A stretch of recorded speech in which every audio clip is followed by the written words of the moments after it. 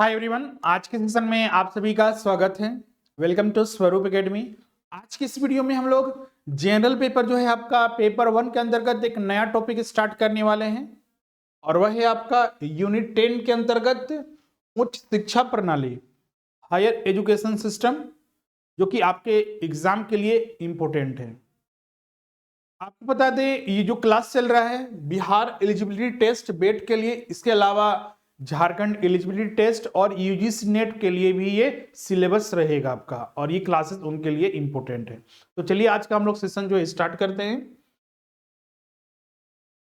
जो भी छात्र क्लासेस में अभी तक नहीं जुड़े हैं, जहां पर आपको नया बैच जो है हमने आपको पहले ही इन्फॉर्म कर दिया था, नया बैच जो है प्रारंभ हो चुका है, तो जल्द से जल्द ज्वाइन कर लीजिए। यहाँ पर अगर अभी ज्वाइन करते हैं, चाहे आप बिहार एलिजिबिलिटी टेस्ट या जेट जेपीएससी के लिए, जेपीएससी जेट या फिर यूजीसी नेट के लिए ज्वाइन करते हैं, तो अभी 50% इसमें डिस्काउंट पड़ रहा है और आप मिनिमम फीस पर क्लासेस ज्वाइन कर सकते हैं। पेपर 1 या पेपर 2 या फिर आप किसी एक पेपर को भी ज्वाइन कर सकते हैं, जिसमें कि आप मिनिमम फीस पर live class, recording, notes, test, हर चीजें आपको उपलब्ध होगी, जो कि आपके एग्जाम ओरिएंटेड होगा और रिजल्ट ओरिएंटेड रहेगा आपका।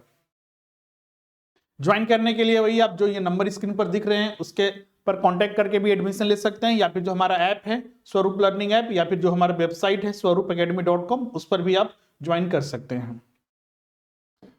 जो यूजीसी नेट के अंतर्गत या फिर बेट हो या फिर आप जेट हो, उसके अंतर्गत अगर हम बात करें, जो पेपर 1 होता है, पेपर 1 का सिलेबस हम विस्तार से डिस्कस कर चुके हैं और उसमें हम लोग टोटल 10 यूनिट पढ़ते हैं, और उसी 10 यूनिट में हम लोग आज जो है पेपर 1 के अंतर्गत जो 10वां यूनिट है हायर एजुकेशन सिस्टम, उच्च शिक्षा प्रणाली, उसी को स्टार्ट करेंगे। ये टॉपिक आपके एग्जाम के लिए इंपॉर्टेंट है।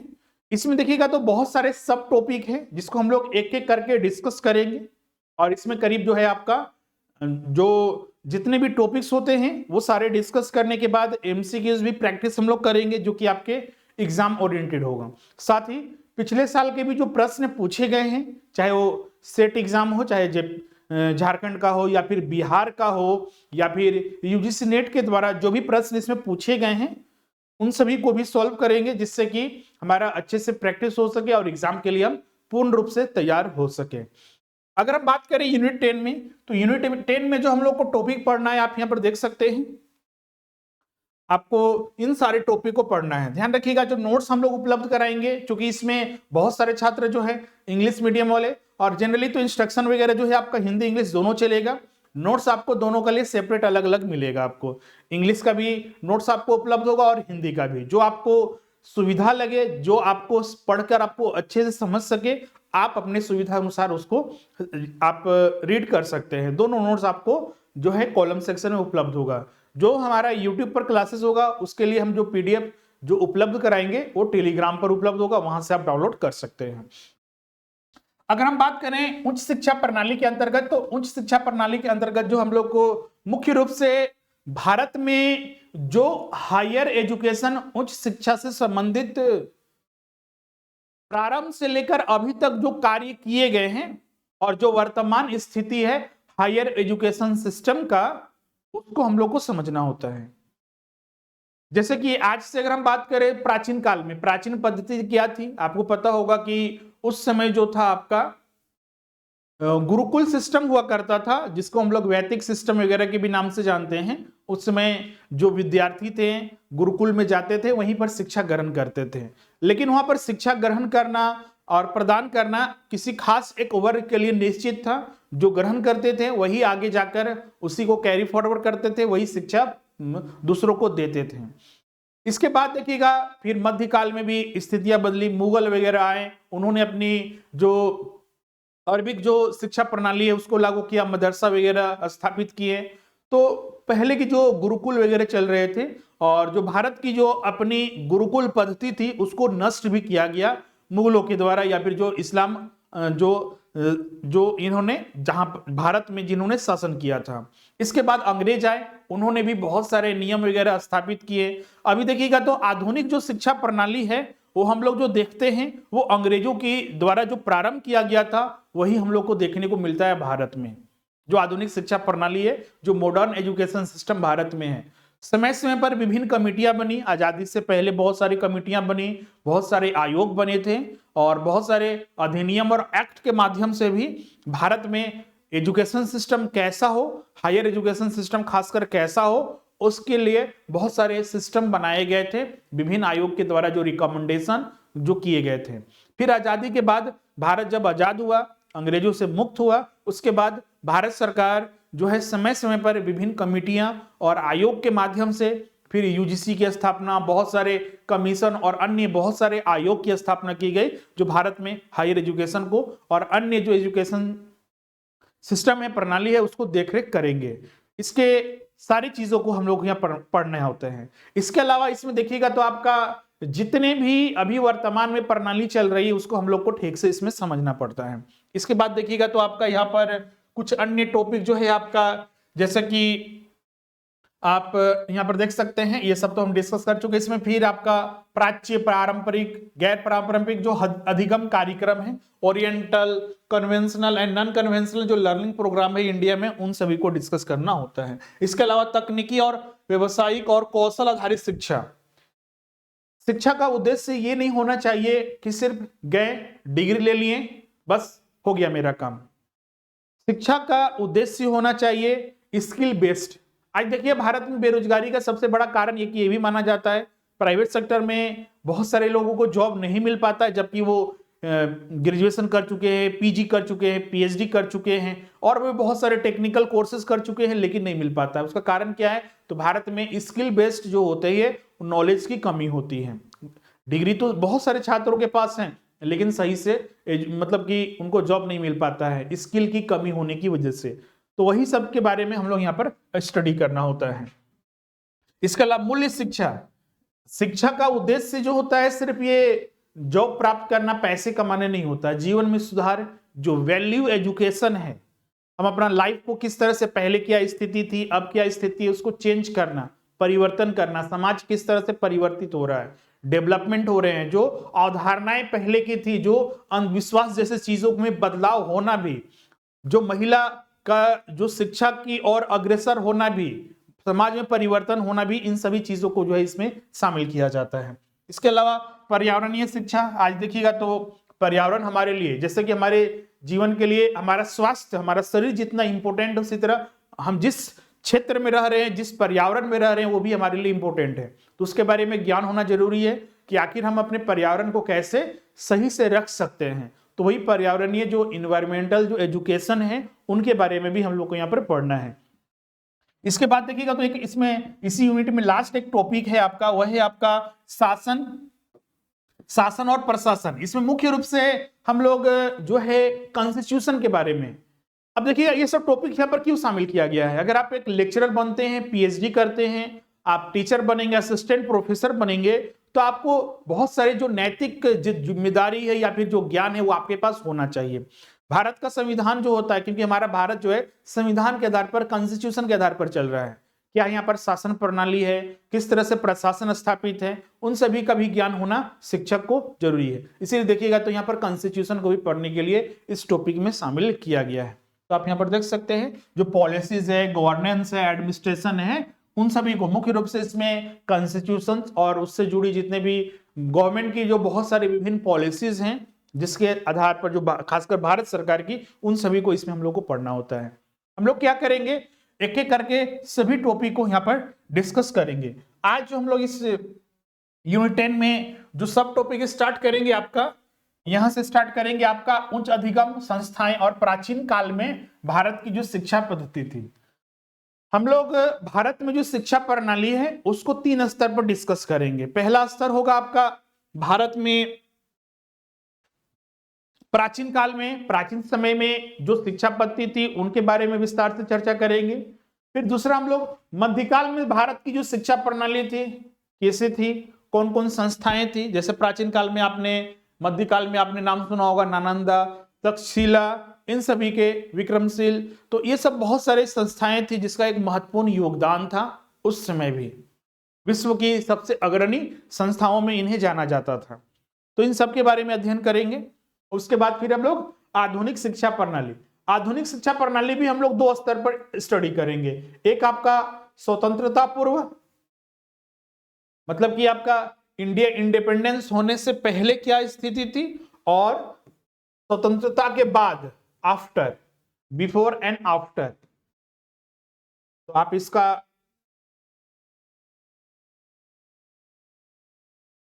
आफ्टर इंडिपेंडेंस, बिफोर इंडिपेंडेंस, स्वतंत्रता के पहले क्या स्थितियां थी भारत में एजुकेशन सिस्टम के लिए।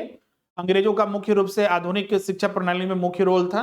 तो उन्होंने क्या क्या कमीशन बनाए थे, आयोग बनाए थे, कौन कौन से बहुत सारे अधिनियम लाए गए थे, उस आधार पर क्या क्या भारत में शिक्षा प्रणाली लागू हुई, किस तरह से धीरे धीरे भारत में जो प्राचीन काल की गुरुकुल पद्धति थी वो खत्म होने लगी और आज हम लोग मॉडर्न एजुकेशन जो सिस्टम पर चले आए।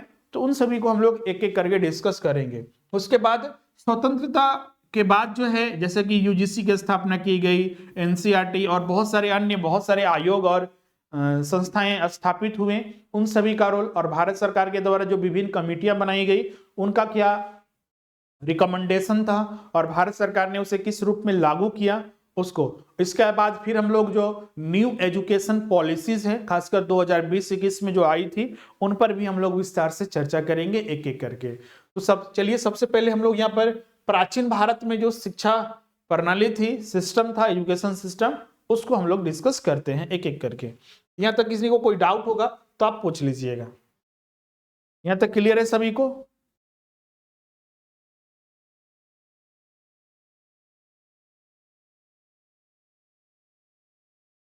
सबको क्लियर दिख रहा है ना? ये थोड़ा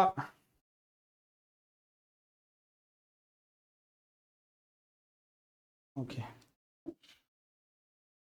तो प्राचीन भारत में जो शिक्षा प्रणाली थी उसको हम लोग एक एक करके समझेंगे।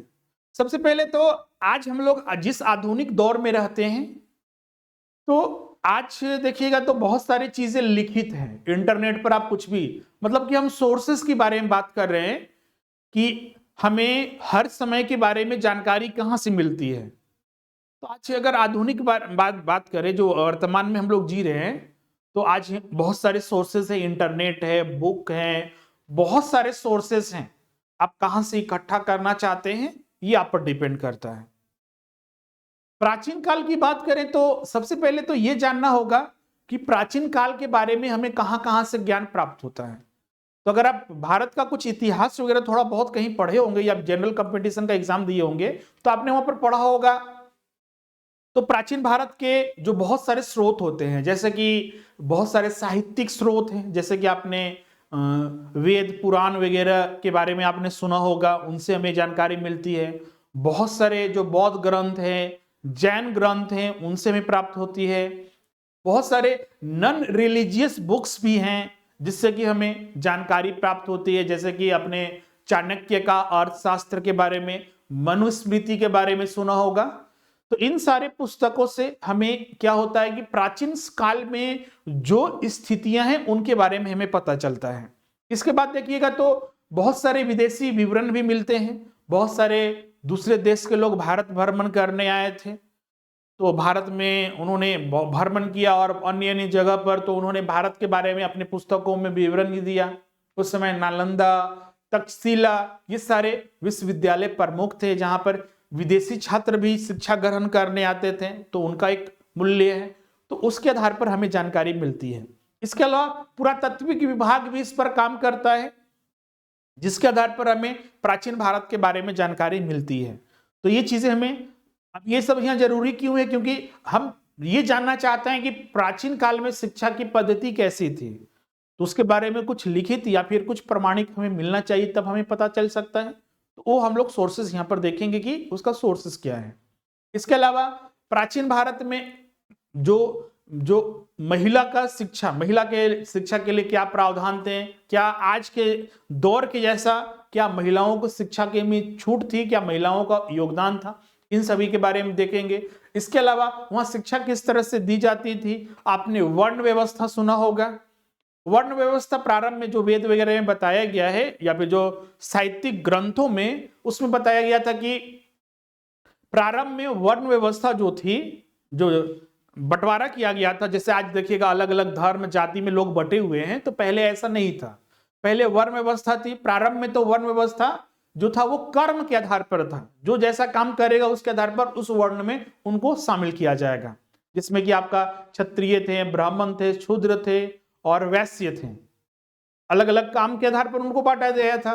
ब्राह्मण जो ज्ञान देंगे, क्षत्रिय जो क्षेत्र की रक्षा करेंगे, शासन करेंगे, वो क्षत्रिय थे। वैश्य जो व्यापार वगैरह का काम करेंगे, जो कर देने का काम करेंगे, और शूद्र वगैरह जो अन्य काम करेंगे, जो अन्य जो स्थितियां संभालेंगे, जो समाज में जो काम होते हैं उनको देखेंगे, वो सारे शूद्र के अंतर्गत आते हैं। लेकिन बाद में यही पद्धति चलकर आगे जन्म के आधार पर होने लगा, कौन शूद्र होगा, जैसे निम्न वर्ग को शामिल कर दिया गया शूद्र में।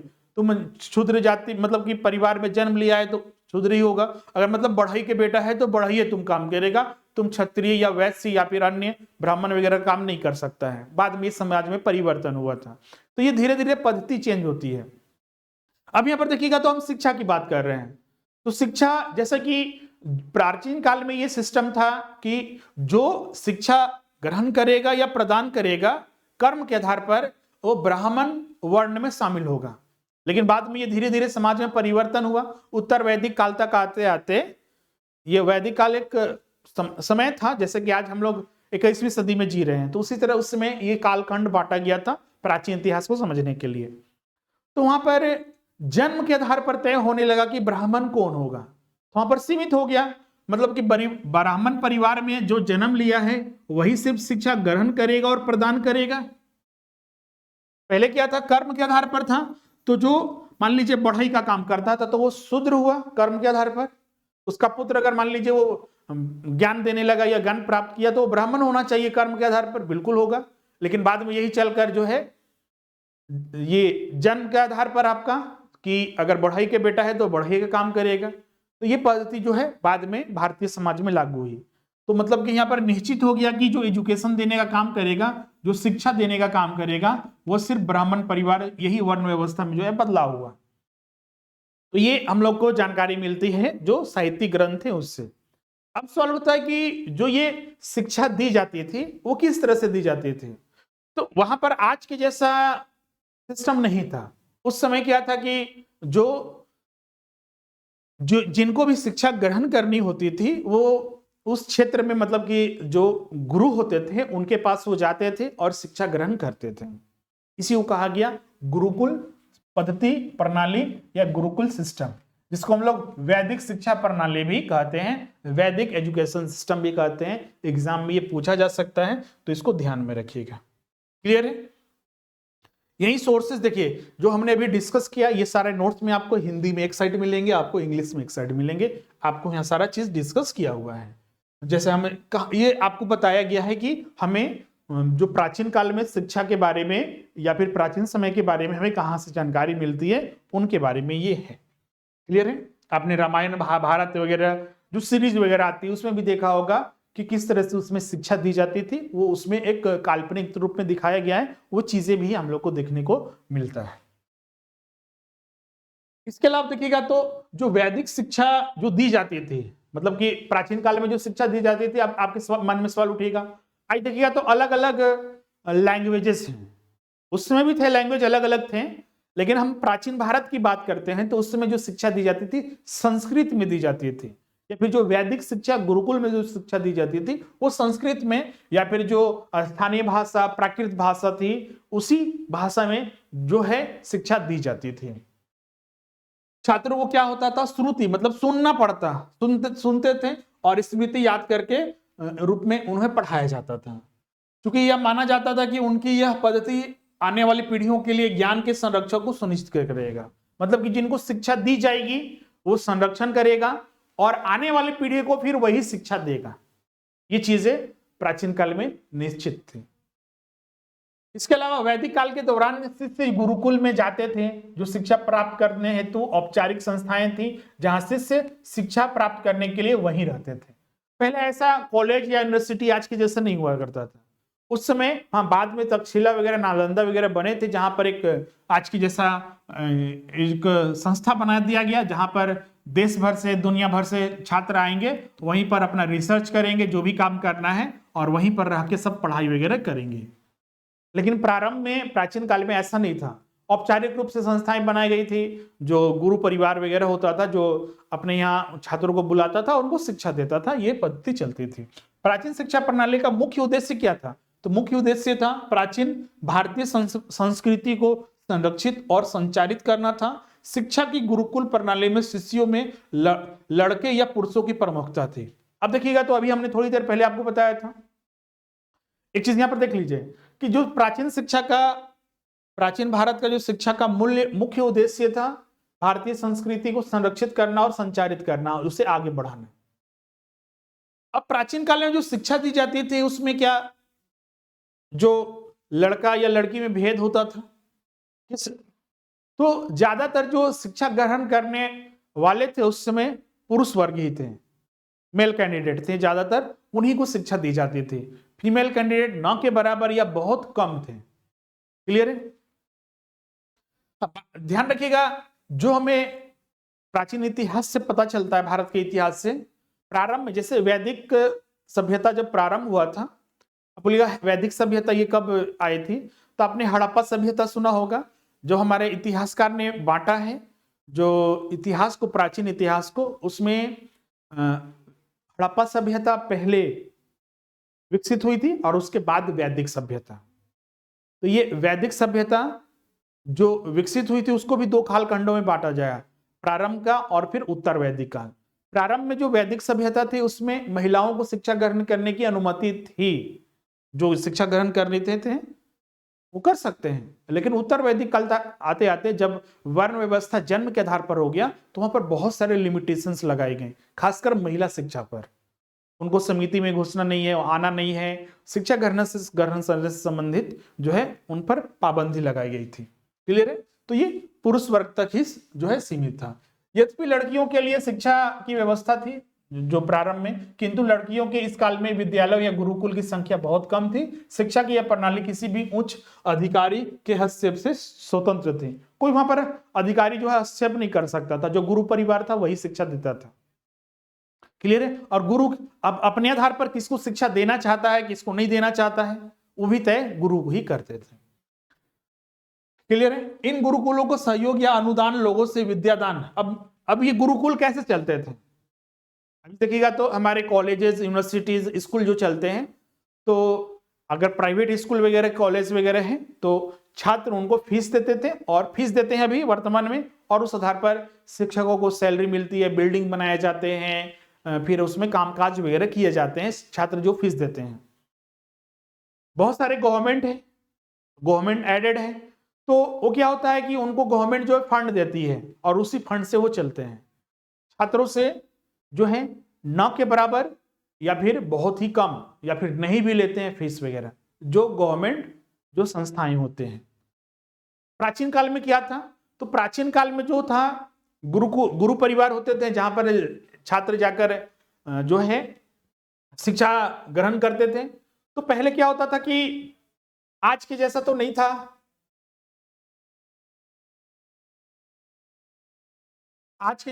था, तो इसलिए जो गुरु परिवार को दक्षिणा के रूप में, गुरु दक्षिणा जिसको हम लोग बोलते हैं, विद्यादान, जब गुरुकुल में विद्यार्थी जाते थे तो जो उनका शिक्षा ग्रहण का समय था वो वहीं गुरुकुल में ही समय बिताते थे और दिन प्रतिदिन जो है अपना गुरुकुल चल सके इसके लिए भिक्षा मांगते थे। और जब शिक्षा उनकी पूरी हो जाती थी तो उन अपने गुरु को कुछ धनराशि या फिर कुछ के रूप में भी आपका गुरु दक्षिणा देते थे। क्लियर है? जिसको विद्यादान यहां पर कहा गया है। अब देख सकते हैं इन अनुदानों का प्रयोग गुरुकुल के द्वारा गरीब छात्रों को शिक्षा प्रदान करने में ही किया जाता था। These gurukuls receive support or grants from people in the form of Vidyadaan, and these grants were used by the gurukul to provide education to poor students. इसके अलावा आधुनिक जो विश्वविद्यालय शिक्षा की अवधारणा किस आधार पर विकसित हुई? तो माना जाता है कि आज से 600 ईसा, मतलब आज से नहीं, जैसे कि समय को समझने के लिए जो है, क्योंकि इतिहास समय समझा जा सकता है कालखंड के आधार पर, तो इतिहास को समझने के लिए इतिहासकारों ने ईसा मसीह के जन्म को 0 माना, और उससे पहले जो समय था उसको यहां पर लिखा जाता है बीसी। आपने ईसा पूर्व भी सुना होगा, ईसा मसीह के जन्म के पहले। जीरो इसको माना गया, जीरो। और ईसा मसीह के जन्म के बाद को एडी आप लिखते होंगे इंग्लिश में, और ईस्वी लिखा जाता है हिंदी में। जैसे कि अभी 2024 ईस्वी, मतलब कि 2024 मतलब कब से, ये ईसा मसीह के जन्म के बाद से अब तक 2024 हो चुका है। अब देखिए यहां पर 600 ईसा पूर्व लिखा गया है, तो 600 ईसा पूर्व का मतलब यह हुआ कि ईसा मसीह के जन्म से पहले 600 ईसा पूर्व। अगर आपसे पूछा जाए कि आज से कितना साल हो गया, तो 2024 इसमें और जोड़ दीजिए, क्लियर है। तो मतलब कि आप बोल सकते हैं कि आज से करीब 2600 साल पहले, 2600 साल पहले जो था आपका, जो बहुत सारे विश्वविद्यालय आधुनिक, आज का जो हम लोग मॉडर्न जो एजुकेशन सिस्टम देख रहे हैं उसी के तर्ज पर आज से 2600 3000 साल पहले जो है बोल सकते हैं कि विश्वविद्यालय स्थापित हो चुके थे। और उनमें नाम आता है नालंदा और तक्षशिला। नालंदा तो ये अपना बिहार में ही अंतर्गत स्थित था, और तक्षशिला जो आज आप पाकिस्तान और जो अफगानिस्तान, हिंदू कुश पर्वत वगैरह देख रहे हैं, आपका गांधार वगैरह पहले कहलाता था, जो कि भारत का ही हिस्सा था। लेकिन जब भारत का बंटवारा हुआ तो पाकिस्तान के हिस्से ही चला गया था तक्षशिला, क्लियर है, हिंदू कुश पर्वत पर। तो ये जो प्रमुख थे। इसके अलावा अन्य बहुत सारे प्राचीन जो शिक्षण संस्थाएं थी, जैसे कि उदंतपुरी, ये नालंदा के करीब 100 या करीब 60 से 100 किलोमीटर दूर पर ही है, ये भी प्रमुख था। जगदलपुर थे, जिन्हें प्राचीन भारत में अंतरराष्ट्रीय ख्याति प्राप्त थी। इन संस्थानों में वेद हो गया, विज्ञान, चिकित्सा और शल्य चिकित्सा, तीरंदाजी और कृषि अध्ययन के मुख्य विषय थे। आपको पता होगा नालंदा विश्वविद्यालय जो था वहां पर इतनी सारी पुस्तकें थी जिसको बख्तियार खिलजी ने जलाया था। आप समझ सकते हैं कि वहां पर जो पुस्तक को जलाया गया था, प्राचीन काल से समझिए कि वहां पर पुस्तकों को स्टोर करके रखा गया था। बहुत सारे वहां पर प्रमुख छात्र थे अध्ययन करने, विदेश से और देश से वहां पर जुटते थे। सभी को मार डाला भी गया था, और 3 महीने तक वहां की किताबें जो थी चली थी। और बोला जाता है कि 80 से 90 लाख जो था वहां पर पुस्तकें थी। आप समझ सकते हैं अगर वो सारी पुस्तकें वर्तमान में रहती तो क्या स्थिति भारत की होती। फिर से नालंदा को विकसित किया जा रहा है, क्लियर है। तो ये सारे प्रमुख जो है प्राचीन काल के अध्ययन के केंद्र थे, जो आधुनिक तर्ज पर ही बोल सकते हैं कि स्थापित थे। नालंदा, तक्षशिला, उदंतपुरी, जगदलपुर, ये प्रमुख थे। यहाँ पर हर चीज की पढ़ाई होती थी। ये स्वास्थ्य संबंधित, या फिर हम बात करते हैं, या फिर इंजीनियरिंग की बात करें, चिकित्सा की बात करें, विज्ञान की बात करें, कृषि की बात करें, हर चीजों की यहाँ पर पढ़ाई और रिसर्च होती थी।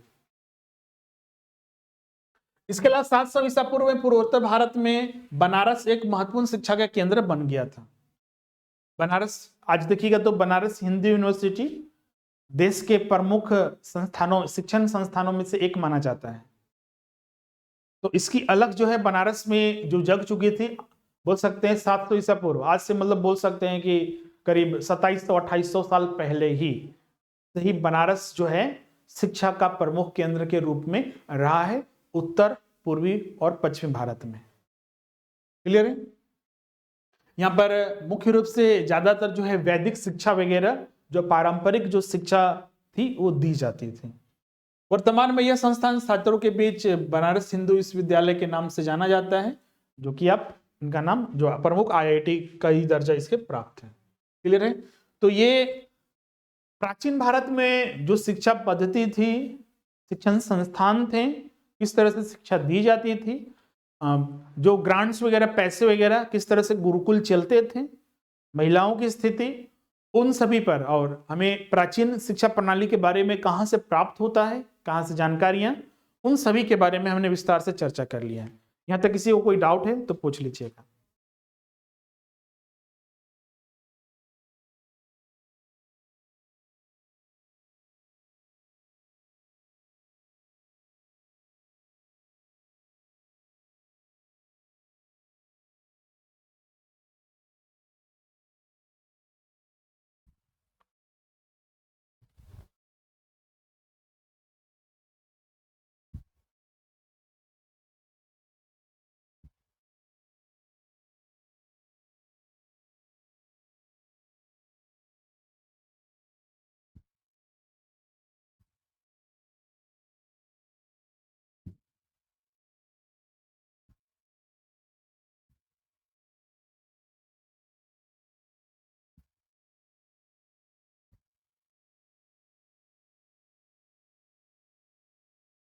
चलिए किन्हीं को कोई डाउट नहीं, तो चलिए आगे हम लोग बढ़ते हैं।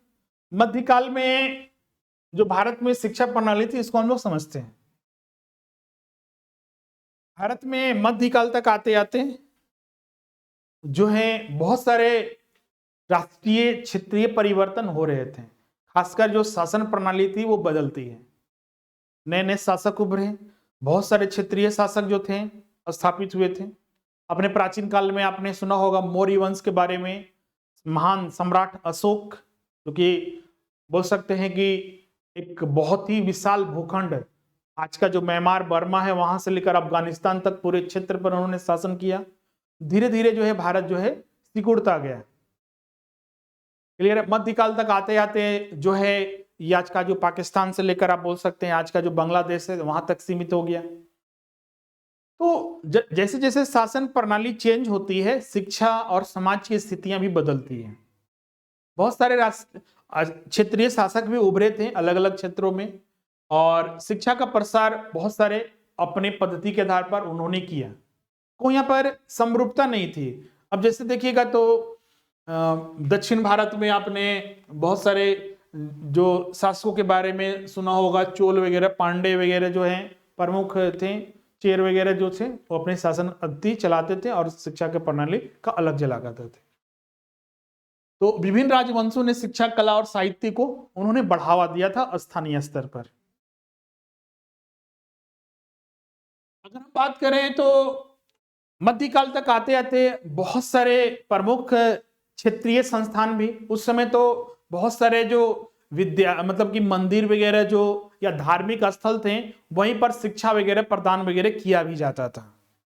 क्लियर है?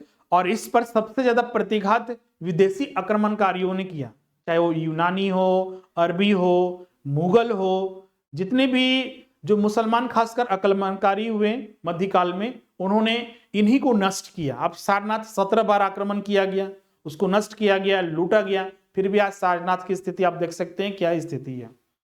क्लियर है? तो और उनका मुख्य उद्देश्य भी था कि जो भारत में धन संपदा है, जो पारंपरिक चीजें चल रही है, उसको नष्ट करना। जो धर्म या फिर जो धर्म के आधार पर शिक्षा पद्धति चल रही है उसको भी खत्म करना, उसको नष्ट किया गया आपका। और ये चीजें नष्ट करके अपनी शिक्षा पद्धति को थोपना, जो भारत में आप देखिएगा तो स्थापित हुई भी हुआ मध्यकाल में। इसमें पालों के समय में ओदंतपुरी बिहार और विक्रमशिला विश्वविद्यालय की स्थापना की गई, जो 455 ईस्वी में नालंदा विश्वविद्यालय का पुनरुद्धार किया गया, जिसे हुनों द्वारा बर्बाद कर दिया गया था। यह वह समय था जब अरब और मध्य एशिया क्षेत्र की प्रथाएं, संस्कृति और परंपराएं भारतीय निर्यासियों में घुल मिल रही थी। ड्यूरिंग द पाल पीरियड, जो बिहार में जो आपका ओदंतपुरी नालंदा विश्वविद्यालय वगैरह स्थापित हुए, जो बाद में पुनरुद्धार भी किया गया उसको।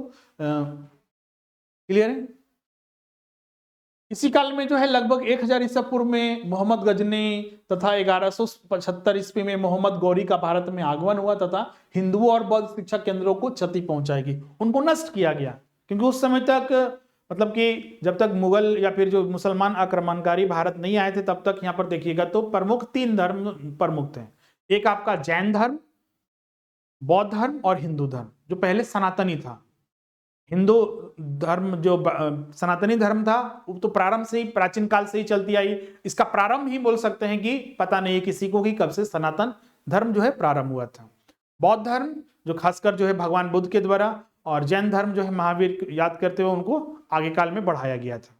और उसी समय इन सब का आगमन होता है, और इन्होंने जो खासकर जो बौद्ध धर्म और हिंदू धर्म से संबंधित जितने भी शिक्षा के केंद्र थे उनको क्षति पहुंचाई, उनको नष्ट किया गया। अरबी और फारसी को फिर यहाँ पर उन्होंने प्राथमिकता दी, क्योंकि वो अपने क्षेत्र की जो शिक्षा पद्धति थी, क्योंकि समाज में परिवर्तन करना है तो लोगों की भाषा, बोली, शिक्षा प्रणाली को परिवर्तन करना होगा, थोपना होगा, तो वो अपनाएंगे तो हमारे आधार पर चलेंगे। अंग्रेजों ने भी क्या किया भारत में, आज देखिएगा अंग्रेजों का गुणगान मतलब कि नहीं किया जाता है, उनको माना जाता है कि इन्होंने, लेकिन उन्होंने जो व्यवस्था स्थापित की, चाहे वो शिक्षा की हो या फिर जो भी चीजें हो, खान पान हो, रहन सहन हो, हर चीजों को उन्होंने स्थापित कर दिया। अंग्रेज भले ही यहाँ से चले गए, लेकिन उन्होंने अपनी हर चीजें यहाँ पर छोड़ गई, जो कि हर एक भारतीयों में देखने को मिलता है किसी न किसी रूप में। क्लियर है? और ये चीजें भी मुसलमान जो शिक्षा प्रणाली जो है, जो मिडिवल समय में आपका टाइप पीरियड में आया भारत में, वो चीजें आप यहाँ पर देख सकते हैं। दिल्ली सल्तनत के द्वारा उर्दू को लोकप्रिय बनाया गया। मुस्लिम शिक्षण संस्थान मस्जिद से संलग्न होते थे, मतलब कि जो भी मुस्लिम जो शिक्षण संस्थान थे, जो मस्जिद वगैरह होते थे, वहीं पर जो मदरसा वगैरह स्थापित किया जाता था और फिर शिक्षा दी जाती थी। आज भी देखिएगा भारत में बहुत सारे क्षेत्र हैं जहां पर मदरसा वगैरह स्थापित है, वहीं पर जो मुस्लिम जो शिक्षा है ऊपर दी जाती है, वहीं पर पढ़ाया जाता है उनको। तथा शिक्षा की प्रणाली इस्लामिक सिद्धांतों, नियमों और सामाजिक परंपराओं पर आधारित थी। इधर आप यहां पर देख सकते, ध्यान रखिएगा हम कुछ एक को रीड कर रहे हैं तो उससे कंफ्यूज नहीं कीजिए। Urdu was popularized by the Delhi sultanate, Muslim educational institution were attached to mosque and the system of education was based on Islamic principle, rules and social tradition. Education was the patronized by the states during the Delhi sultanate and Mughal rule. Delhi सल्तनत और मुगल शासकों के दौरान शिक्षा को राज्यों का संरक्षण प्राप्त था। इसके अलावा मुस्लिम शासकों ने सभी को शिक्षा प्रदान करने हेतु मकतब, मदरसों तथा पुस्तकालयों का निर्माण करवाया। मुस्लिम शासनकाल के दौरान शिक्षा के क्षेत्र में व्यावसायिक और तकनीकी शिक्षा का भी विकास हुआ था। मध्यकाल में मुख्य रूप से हम इन्हीं के बारे में पढ़ते हैं, क्योंकि इन्हीं का प्रमुख योगदान रहा था भारत में जिस तरह से पत्तियां चेंज कर, खासकर उत्तर भारत और मध्य भारत और पश्चिम और पूर्वी भारत पर ज्यादा इसका प्रभाव रहा। आज भी देखिएगा तो दक्षिण भारत में इसका ज्यादा प्रभाव नहीं रहा था। वहां का मंदिर वगैरह भी देखिएगा तो अभी तक सुरक्षित आपको मिलेंगे, जो प्राचीन काल के जो सनातनी या फिर हिंदू धार्मिक स्थल थे वो अभी भी आपको संरक्षित मिलेंगे। लेकिन उत्तर भारत में बहुत सारे नष्ट किए गए। उसका कारण था क्योंकि इनका प्रभाव चाहे वो मुसलमान आक्रमणकारियों का हो चाहे अंग्रेजों का हो, उत्तर, पश्चिम, मध्य और पूर्वी भारत पर ज्यादा रहा है। इसके अलावा मुगलों शासकों ने विभिन्न विषयों में स्नातकोत्तर उन्नत अध्ययन के लिए कई संस्थाओं की स्थापना कराई, जहां अध्ययन हेतु कई शाखाओं का निर्माण किया गया, जैसे गणित हो गया, ज्यामिति, खगोल विज्ञान, भौतिकी, दर्शन, इतिहास और साहित्य इत्यादि। Mughal rulers established many institutions for post graduation and advanced studies in various subjects, where many branches of study were created like mathematics, geometry, astronomy, physics, philosophy, history and literature. But after the death of Aurangzeb, अब देखिएगा जो प्रमुख जो दिल्ली सल्तनत के शासक हुए, मुगलों ने जो शासन प्रारंभ किया, चाहे हुमायूं से लेकर आपका औरंगजेब तक, ये प्रमुख शासक माने जाते हैं। इसके बाद औरंगजेब के बाद जितने भी शासक हुए उतना ज्यादा वो मजबूत नहीं थे। इसके बाद जो है भारत की स्थितियां बदलने लगी, सामाजिक और भौगोलिक स्थिति बदली, क्षेत्रीय शासक उभरते हैं औरंगजेब की मृत्यु के बाद, खासकर क्योंकि औरंगजेब सबसे क्रूर शासक माना जाता है, जिसने कि भारत में बहुत सारे जो प्राचीन और जो खासकर हिंदू धर्म से संबंधित स्थल थे उनको नष्ट किया था। क्लियर है? तो औरंगजेब के बाद जो है खासकर जो शिक्षा प्रणाली भी उसमें बदलाव हुआ था। After the death of the Aurangzeb the system of education based on the Mughal empire and religion come to an end, मतलब कि उसकी कमी आई। ऐसा नहीं कि वो पूरा का पूरा खत्म हो गया था, जो मुस्लिम जो शिक्षा प्रणाली थी वो पूरा का पूरा खत्म तो नहीं बोल सकते हैं, लेकिन हाँ उसमें कमी आई थी। और जो स्थानीय जो गुरुकुल पद्धति वगैरह जो चल रही थी या फिर जो शिक्षण संस्थानों में जाकर जो पारंपरिक जो शिक्षा प्रणाली थी उसको मजबूती मिली थी। तो ये जितनी भी आपका मध्यकाल में क्या स्थिति थी शिक्षा प्रणाली की और संस्थाओं के बारे में, और क्या प्रभाव रहा मुस्लिम शिक्षा प्रणाली का भारत पर, और किस तरह से ये समाप्त हुआ खासकर औरंगजेब की मृत्यु के बाद, तो उन सभी को हमने यहाँ पर एक एक करके समझा। यहाँ तक किसी को कोई डाउट है, कुछ पूछना चाहते हैं तो पूछ सकते हैं। अब इसके आगे जो हम लोग आधुनिक शिक्षा प्रणाली के बारे में डिस्कस करेंगे, जो भारत में क्या सिस्टम रहा। आधुनिक शिक्षा प्रणाली माना जाता है 1599 ईस्वी के बाद से लेकर अब तक 1600 ईस्वी, क्योंकि माना जाता है कि ईस्ट इंडिया कंपनी भारत में वही 1599-1600 ईस्वी के लगभग भारत आई थी। और पहले तो एक कंपनी के रूप में आई, धीरे धीरे उन्होंने अपनी शासन प्रणाली चलाना प्रारंभ किया जब उनको बंगाल की जागीरदारी प्राप्त हुई थी। करीब ये 1667 के लगभग जो है उनको प्राप्त हुआ था। पहले उन्होंने बंगाल पर, जो आज बंगाल आप देख रहे हैं, आज का बांग्लादेश, भारत का पश्चिम बंगाल स्टेट, बिहार, झारखंड वगैरह, उड़ीसा वगैरह सब मिलाकर ये बंगाल प्रेसिडेंसी हुआ करता था। तो सबसे पहले बंगाल पर उन्होंने अधिकार किया, उनकी जागीरदारी प्राप्त हुई, और उसके बाद धीरे धीरे देश के विभिन्न हिस्सों पर उन्होंने अपना शासन स्थापित किया था। ये 1600 ईस्वी से लेकर माना जाता है। क्लियर है? तो यहां तक किसी को कोई डाउट है, कुछ पूछना चाहते हैं? अभी हम लोग यहाँ पर आधुनिक शिक्षा प्रणाली को डिस्कस करेंगे।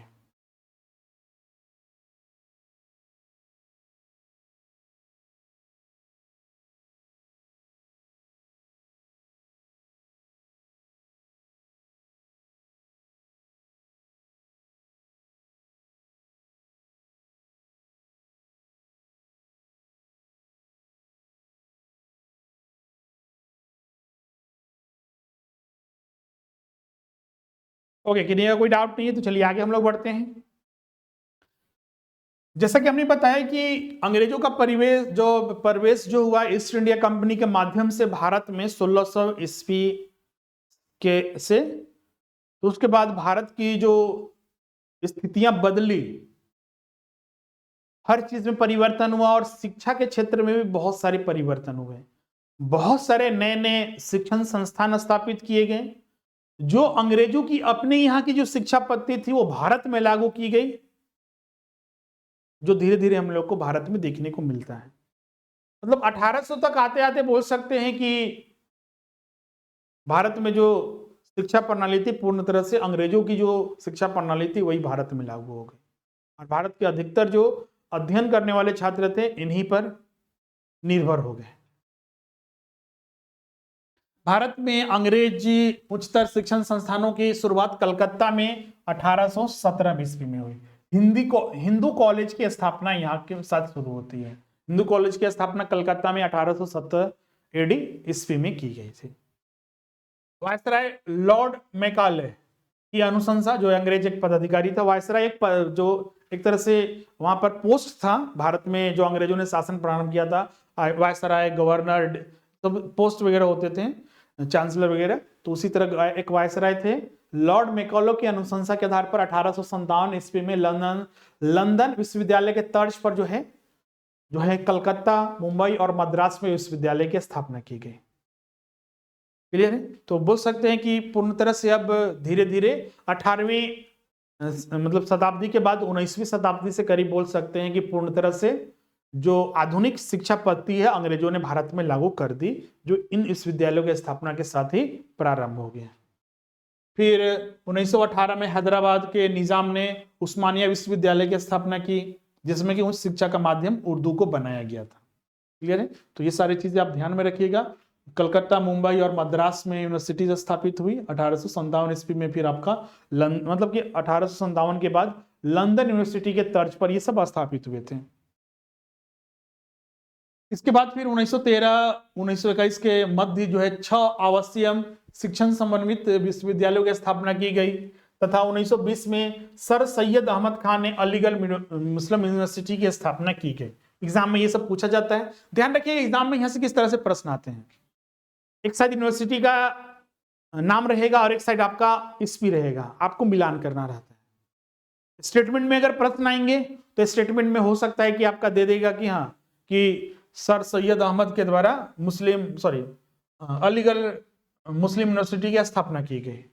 ये कथन सही या गलत है? असर्शन रीजनिंग वाले भी प्रश्न आते हैं, यहाँ पर रीजन वाले प्रश्न आते हैं। तो इन सभी को आपको फैक्ट ज्यादा से ज्यादा आपको यहाँ पर याद रखना है, यहाँ समझना कम है। समझ तो आप गए जो हमने 10 से 15 मिनट प्रारंभ में जो डिस्कस किया, अब यहाँ पर फैक्ट आपको ज्यादातर याद रखना है, क्योंकि जब तक ये डेट याद नहीं रहेंगे, यूनिवर्सिटी के नाम याद नहीं रहेंगे, कब स्थापित, किसके द्वारा स्थापित हुआ, वो सारे याद नहीं रहेंगे, तो दिक्कत तो होगी ही प्रश्न सॉल्व करने में। क्योंकि जो शिक्षा प्रणाली का जो आपको कॉन्सेप्ट था वो सब समझ चुके हैं। अब यहाँ पर फैक्ट आपको ज्यादा से ज्यादा याद रखना है। It is notable that the name of the Inter-University Board established in 1925 was changed to Indian University Association. वर्ष 1925 में स्थापित इंटर यूनिवर्सिटी बोर्ड का नाम परिवर्तन करके इसका भारतीय विश्वविद्यालय संघ, Indian association, Indian university association कर दिया गया। और इसके अंतर्गत सभी विश्वविद्यालय को मध्य मध्य शैक्षिक, सांस्कृतिक और संबंधित क्षेत्रों के विषय में सूचना का आदान प्रदान किए जाने लगा। मतलब कि धीरे धीरे शिक्षा प्रणाली जी वो अपग्रेड बोल सकते हैं होने लगी, जो कि अंग्रेजों की पद्धति के आधार पर था। इसके अलावा औपनिवेशिक काल में जो है, जो ब्रिटिश पीरियड रहा, उसमें भारत में उच्च शिक्षा की पहुंच केवल उच्च वर्गों तक सीमित था। अब बोलिए सर कि इतने सारे विश्वविद्यालय और संस्थाएं स्थापित हुई, तो क्या ये शिक्षा जो है सभी लोगों तक पहुंचने लगा? तो इसका उत्तर बोल सकते हैं नहीं। आज भी देखिएगा तो आप एजुकेशन जो रेट देखिएगा, आपका जो शिक्षा का परसेंटेज देखिएगा, वो भी आपको देखने को हैरानी करने वाली होगी। झारखंड की स्थिति देखिए या फिर बिहार की स्थिति देखिए, बहुत सारे ऐसे जिले आपको मिलेंगे, बहुत सारे ऐसे क्षेत्र आपको मिलेंगे जहां पर 50% भी एजुकेशन नहीं है। और अभी सिर्फ इसमें यही शामिल किया जा रहा है, डिग्रीधारी नहीं, कि जिसको सही से लिखना पढ़ना आता हो उसको एजुकेटेड माना गया है, जो जनगणना वगैरह होती है। तो अभी भी शिक्षा बहुत सारे लोगों से दूर है, लेकिन धीरे धीरे इसमें अग्रसर हो रहा है, उसको एक्सपेंड किया जा रहा है, सभी लोग तक ये पहुंचाया जा रहा है। जब ये ब्रिटिश के समय तो उच्च वर्ग तक ही सीमित था, जो बड़े घराने के लोग थे वही से पढ़ाई करते थे। ये फार्मर किसान या छोटे मोटे जो काम करने वाले निम्न वर्ग को तो छोड़ ही दीजिए, दलित या फिर जो आदिवासी समूह थे उनको तो छोड़ ही दीजिए, उच्च वर्ग तक ही सीमित था। इसके अतिरिक्त महिलाओं में भी केवल उच्च जाति की महिलाएं उच्च शिक्षा तक पहुंच पाती थी। क्लियर है? तो ये आधुनिक भारत में जो शिक्षा प्रणाली थी, जो नए नए विश्वविद्यालय स्थापित हुए, उन सभी को हमने डिस्कस किया। अब यहाँ पर भारत में जो उच्च शिक्षा, हायर एजुकेशन, जो भारत में स्थितियां थी, उसको हम लोग डिस्कस करेंगे।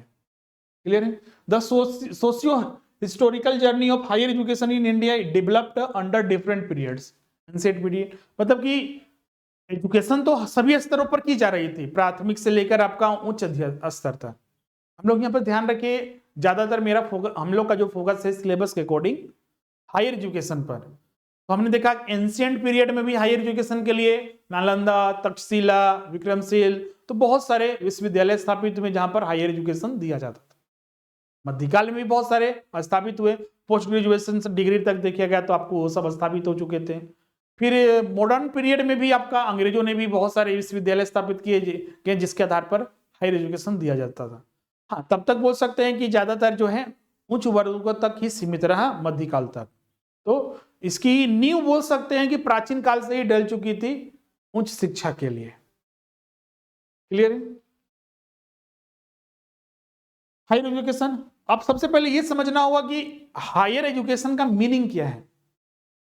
तो हायर एजुकेशन का सीधा सा मतलब हम लोग क्या समझते हैं, जो 12वीं के बाद जो हम लोग शिक्षा ग्रहण करते हैं वो हायर एजुकेशन के नाम से जाना जाता है। क्लियर है? हम लोग सीनियर सेकेंडरी बोर्ड भी बोल सकते हैं उसको, एसएससी। उच्च शिक्षा के आज से उच्च शिक्षा से होता है जिसे माध्यमिक स्तर की शिक्षा के पश्चात ग्रहण किया जाता है।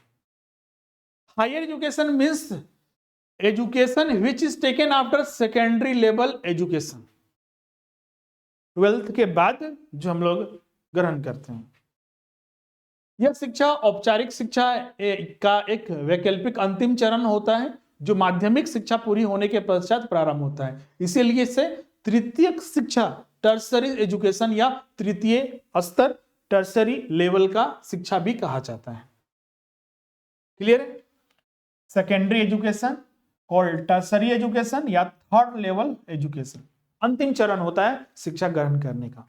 अब बोलिए सर ग्रेजुएशन होता है, पोस्ट ग्रेजुएशन होता है, पीएचडी होता है, तो पढ़ाई तो कभी बंद नहीं होती, आप जितना आगे बढ़ सकते हैं बिल्कुल पढ़िए, लेकिन हाँ ये टर्सरी लेवल तक माना जाता है।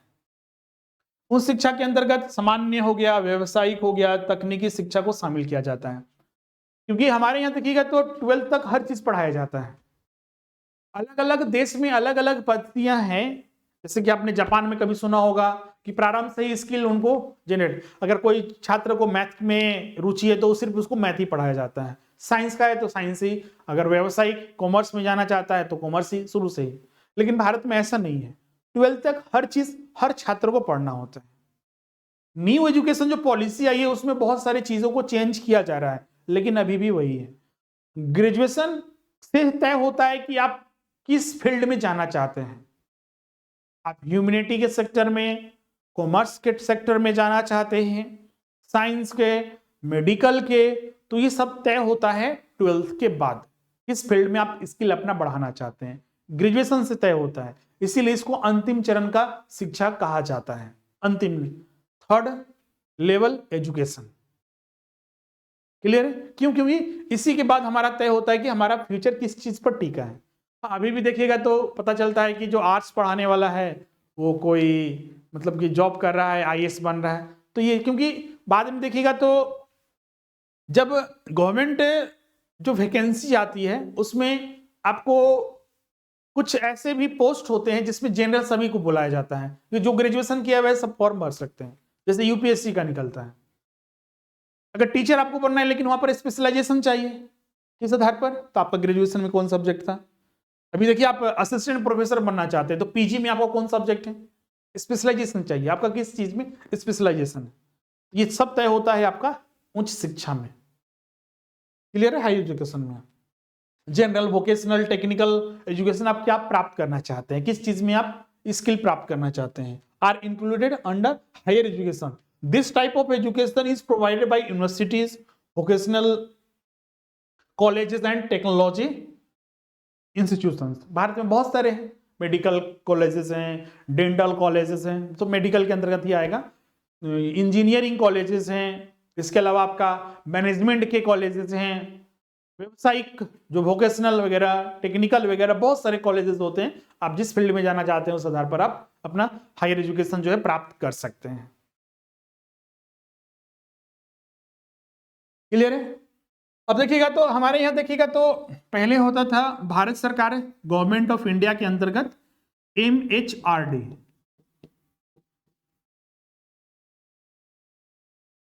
भारत सरकार का बहुत सारे डिपार्टमेंट होते हैं जिसको यहाँ पर हिंदी में मंत्रालय कहा जाता है, विभाग,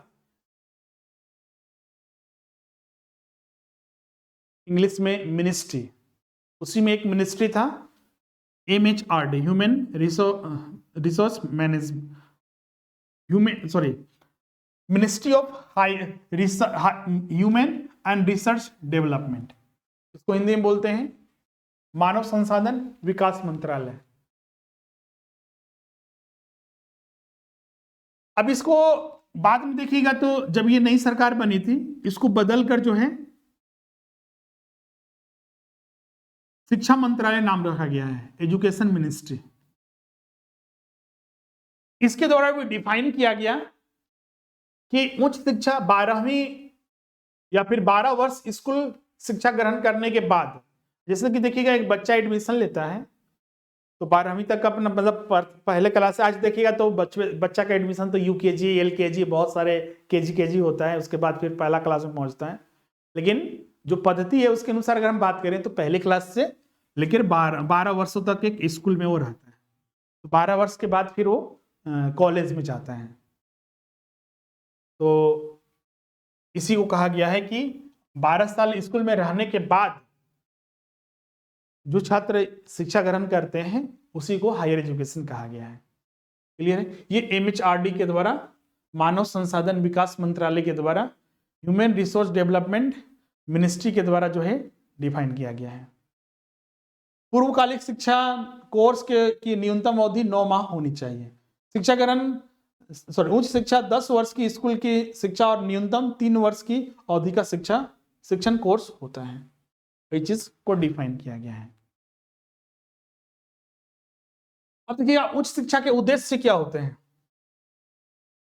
तो उच्च शिक्षा का आखिर हमारा उद्देश्य क्या होगा, ये खुद आप कुछ भी सोच सकते हैं। जैसे कि उच्च शिक्षा ग्रहण करके हम स्किल प्राप्त करते हैं, सामाजिक परिवर्तन के लिए जरूरी है कि उस तरह की उच्च शिक्षा होनी चाहिए। कोई किसी चीज में एक्सपर्ट बनना चाहता है, स्किल प्राप्त करना चाहता है, वो अपना समाज में योगदान चाहता है एज अ डॉक्टर के रूप में, इंजीनियर के रूप में, एक मैनेजमेंट के रूप में, तो उसके लिए उच्च शिक्षा जरूरी होता है। तो उच्च शिक्षा प्राप्त करने से जैसे कि आपका ज्ञान का संकलन करना, नवीन ज्ञान की खोज करना, साथ ही साथ ज्ञान में वृद्धि करना, प्रसार करना, नई आवश्यकताओं के अनुरूप आविष्कार को बढ़ावा देना। ध्यान रखिएगा, इसका हिंदी इस पेज पर आपको इंग्लिश में मिलेगा। इसके अलावा प्राचीन ज्ञान विज्ञान की विश्लेषण करना, analyse ancient knowledge and sciences to create such personalities in society who can to do important work in the field of politics, administration, business and commerce of the country. Objective of higher education is to develop the character of a student as well as mentally that promotes cultural preservation of the country. मतलब कि एक व्यक्ति अगर high education प्राप्त करता है तो वो खुद तो शिक्षा ग्रहण करता है और साथ ही वो मेंटली इस तरह से मैच्योर होता है जिससे कि अपने देश और समाज को समझ सकता है और उसको आगे बढ़ाने में मदद कर सकता है। आज देखिए, देश के प्रधानमंत्री हो, चाहे आप किसी एक प्रेसिडेंट हो, या फिर हम किसी एक आर्थिक सलाहकार की बात करें, या फिर किसी हम आर्मी की बात करें, तो देश को बढ़ाने में उनका प्रमुख सारे योगदान है। क्लियर है? Higher education is to create skilled personalities. Skill में भी, चाहे आप एग्रीकल्चर के फील्ड में जाना चाहते हैं, मेडिकल के, इंजीनियरिंग के, कॉमर्स के, मैनेजमेंट के, उन सभी फील्ड में आपको एक तरह से स्किल प्राप्त होता है। क्लियर है? तो ये बहुत सारे पॉइंट दिया हुआ है, आप एक एक करके इसको देख लीजिएगा। किसी पॉइंट में अगर कोई डाउट है तो आप यहां पर पूछ लीजिए।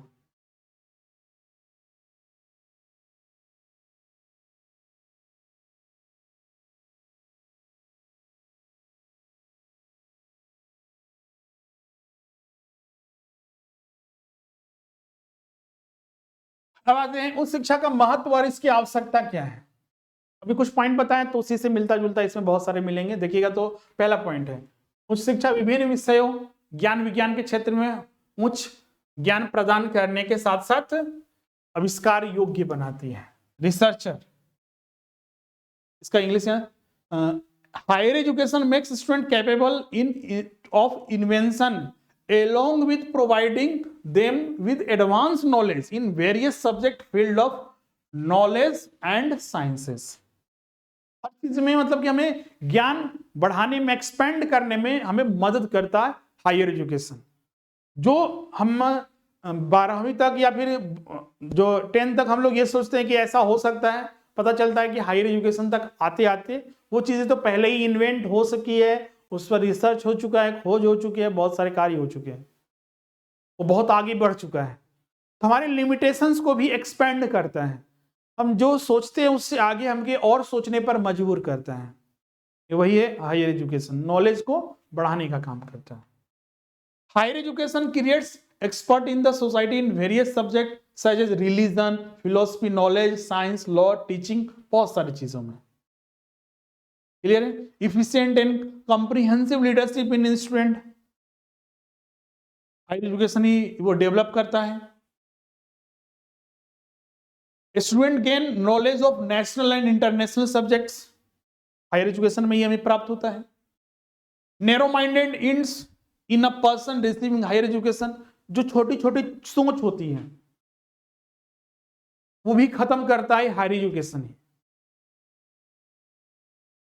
जो गलत अवधारणाएं अभी तक विकसित है, जैसे छुआछूत जैसी चीजें, उसका वो छू लिया तो हम उसका मतलब खाना नहीं खा सकते, पानी नहीं पी सकते हैं, ऐसी चीजों को खत्म करता है हायर एजुकेशन। क्योंकि छुआछूत जैसी चीजें नहीं होनी चाहिए, समाज में खत्म होनी चाहिए। अंधविश्वास जैसी चीजें भी खत्म होती है, हमें हाई एजुकेशन चीजें प्राप्त होती है। तो क्लियर है?